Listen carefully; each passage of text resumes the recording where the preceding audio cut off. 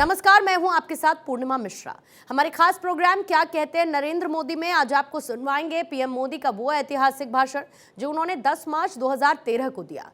मोदी जी ने अपने भाषण में कहा कि हम किसी भी देश में रहते हों, हम कोई भी काम करते हों, लेकिन हमारी धरती के साथ हमारा नाता रहे, हमारी संस्कृति, परंपरा और हमारी भाषा के साथ हमारा नाता रहे, इसका अपना एक महत्व होता है।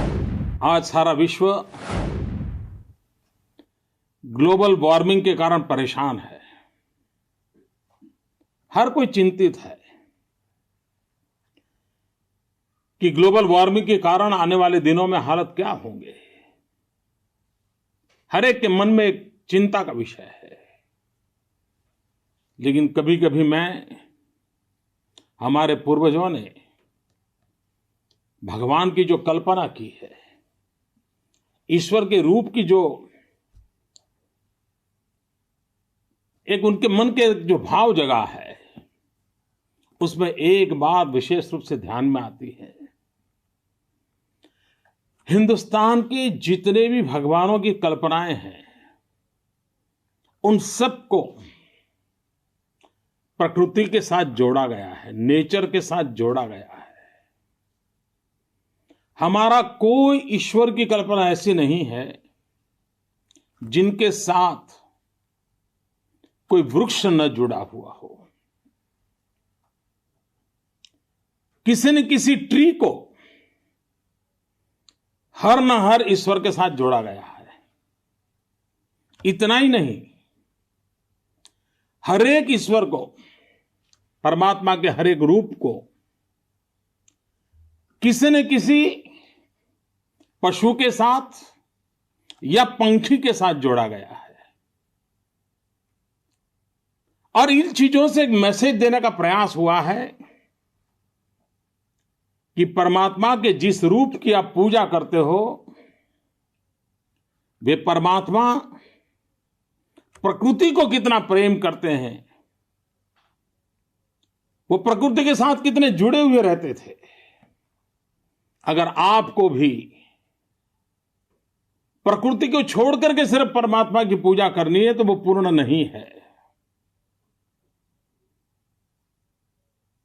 ये टोटल पैकेज डील होता है।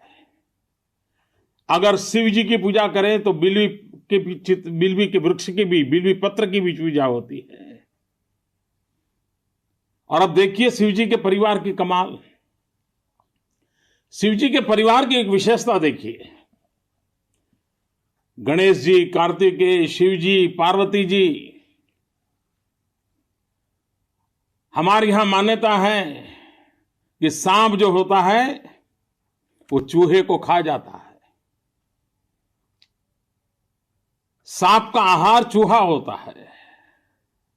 लेकिन शिवजी के परिवार में सांप और चूहा साथ साथ रहते हैं। गणेश जी का वाहन चूहा है तो शिवजी के गले में सांप लटकता रहता है। आप कल्पना कर सकते हैं को एग्जिस्टेंस के लिए इससे बड़ा मैसेज क्या हो सकता है। प्रकृति के प्रति प्रेम प्रकृति का महात्मा है। और जो वहां अगर आपके यहां बैठे हुए लोगों में पुरानी पीढ़ी के लोग होंगे जो आयुर्वेद को जानते होंगे, उन्हें मालूम होगा कि बिल्वी का एक फल होता है। बिल्वी पत्र की हम शिव जी की पूजा करते हैं। लेकिन आज भी वो कहते हैं कि शिव जी ने जहर पिया था और जहर पीने के बाद एक बहुत बड़ी संकट सी घड़ी से गुजरते हुए वो बाहर निकले थे। लेकिन आज हमारा आयुर्वेद कहता है कि बिल्वी पत्र के साथ एक फल भी होता है बिल्वी का, और उस फल का जूस पेट की हर बीमारियों के लिए उत्तम उपचार के रूप में आज भी उपयोग में आता है। यानी सहज रूप से ईश्वर के रूप उनकी साधना आराधना करते करते किस प्रकार से हमारे यहां लोक शिक्षा का काम होता है। पीढ़ियों तक लोगों को प्रशिक्षित करने की कैसी परंपरा रही है। और हिंदुस्तान के हर कोने में, दुनिया के हर कोने में जहां जहां भारतीय बंधु हैं, आज शिव जी की आराधना करते हैं। भाइयों बहनों, ये 21वीं सदी है, ज्ञान और विज्ञान की सदी है। और आपको लगता होगा कि राजनेता, एक राज्य का मुख्यमंत्री, ये सुबह सुबह शिव जी की कथा सुनाने लग गया।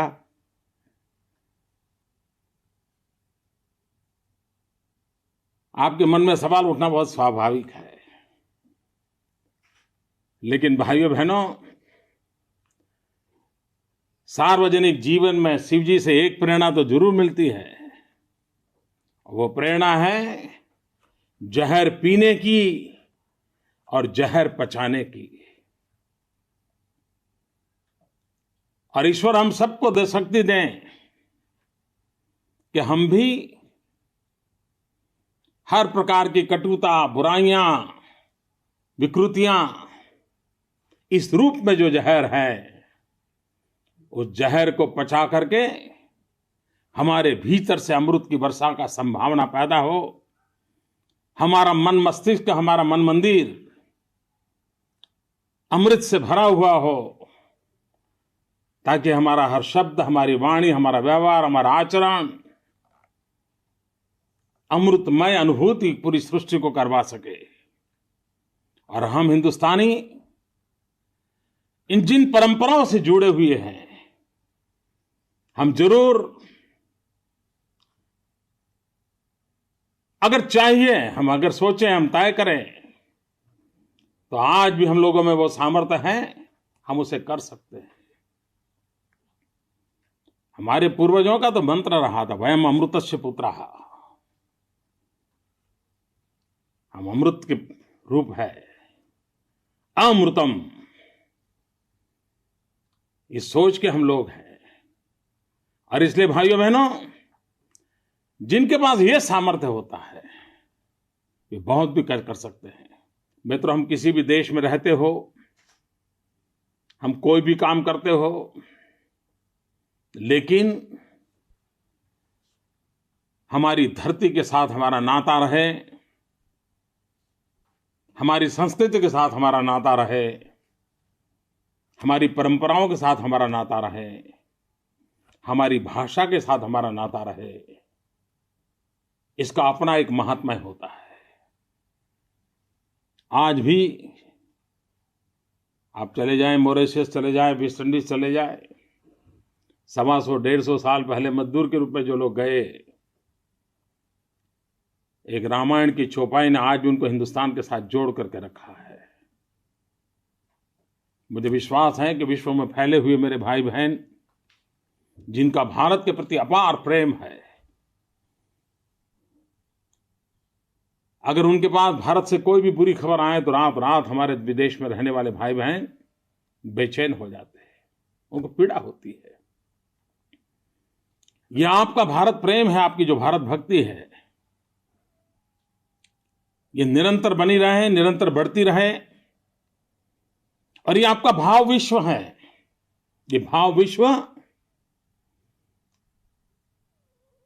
जब मौका मिले भारत के विकास के लिए काम आए, भारत की उन्नति के लिए काम आए, भारत के गरीब से गरीब लोगों की भलाई के लिए काम आए। मित्रों, मैं इन दिनों देख रहा हूं, मुझे साल में 12-15 डेलीगेशन ऐसे मिलते हैं जो विदेश से आते हैं। वो कोई न कोई प्रकल्प लेकर के आते हैं। वो वैकेशन में कहीं टहलने के लिए जाने के बजाय हिंदुस्तान में आकर के कहीं हेल्थ का कैंप, कहीं डायग्नोसिस का कैंप, कहीं शिक्षा की प्रवृत्ति, ये अपने आप में एक अच्छा प्रारंभ हुआ है। इतना ही नहीं, मैं इन दिनों देख रहा हूं कि जो अमेरिका में पैदा हुए हमारे भारतीय मूल के बच्चे हैं, जिन्होंने हिंदुस्तान देखा भी नहीं था, उनका जन्म विदेश में कहीं हुआ, आज 18-20 साल की उम्र होते होते, जिन्होंने कभी हिंदुस्तान देखा भी नहीं था, आज भारत आते हैं, भारत के गांव गरीब की सेवा में अपना समय लगाते हैं, अनेक नौजवान एक एक साल रहते हैं। ये जो ललक है हमारे देश के लिए कुछ करने की, मैं उसका सम्मान करता हूं। वैसे जितने भी नौजवान हिंदुस्तान के किसी भी कोने में आते हैं, देश के लिए कुछ न कुछ करने का प्रयास करते हैं, मानवता के लिए कुछ न कुछ करने का प्रयास करते हैं, उन सबका भी बहुत मन से अभिनंदन करता हूं। भाइयों बहनों,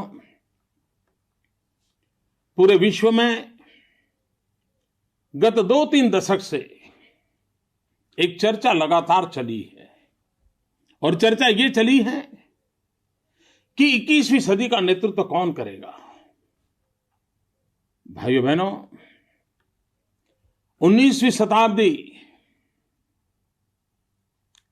यूरोप की रही, जब विश्व में औद्योगिक क्रांति हुई, तब हम गुलाम थे। हमारे पास सारी क्षमताएं होने के बावजूद भी हमारा ढाका का मलमल सारे विश्व में प्रसिद्ध था। हम औद्योगिक दुनिया में अपनी एक जगह बना चुके थे, लेकिन चूंकि हम गुलाम देश थे, अंग्रेज हम पर शासन करते थे, हमें उस औद्योगिक क्रांति का लाभ नहीं मिला। अगर हम उस समय स्वतंत्र होते तो मैं पूरी संभावना देखता हूं कि हमने उस औद्योगिक क्रांति का विश्व के अंदर नेतृत्व करने का सौभाग्य हमने पाया होता। आज इतिहास के झरोखे से जो भी चीजें प्राप्त होती हैं, उसे साफ नजर आता है कि हमारे भीतर वो क्षमता थी, हमने उन चीजों को अचीव किया था, हम उसको कर सकते थे। लेकिन देश गुलाम होने के कारण वो अवसर हमारे हाथ से निकल गया। भाइयों बहनों, 20वीं शताब्दी में अमेरिका ने भांति भांति अपनी व्यवस्थाओं के द्वारा पूरे विश्व में अपना दबदबा बनाए रखा। चीन ने भी अपना सर ऊंचा करने की कोशिश की, लेकिन 20वीं शताब्दी में भी हम आजादी के आंदोलन की ऊंचाई पर, तीव्रता पर थे।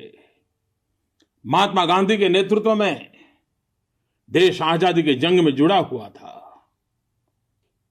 और उसके कारण 20वीं शताब्दी भी हमारे नसीब नहीं आई। लेकिन 20वीं शताब्दी का सेकंड हाफ हम एक स्वतंत्र भारत के रूप में उभरे थे। 100 करोड़ का देश, दुनिया का ध्यान आकर्षित करे बड़ा स्वाभाविक था।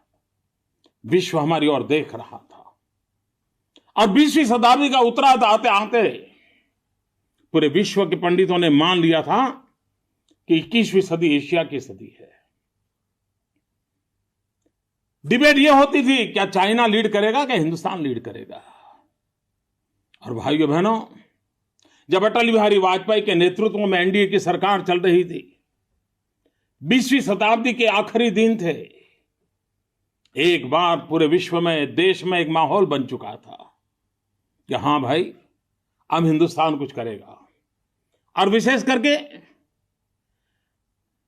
वाजपेयी जी ने सरकार बनाने के कुछ ही महीनों में जब न्यूक्लियर टेस्ट किया, तो विश्व भर में भारत को प्रेम करने वाले लोगों में एक नया विश्वास पैदा हुआ था। उस एक घटना ने विश्व भर में फैले हुए हिंदुस्तानी, जो बार बार सर नीचा रख करके जीने के लिए मजबूर होते थे, सीना तान कर खड़े नहीं रह पाते थे, वाजपेयी जी के इस हिम्मतपूर्ण निर्णय के कारण पूरे विश्व में फैले हुए भारतीय समाज में एक नई चेतना का वातावरण बना था।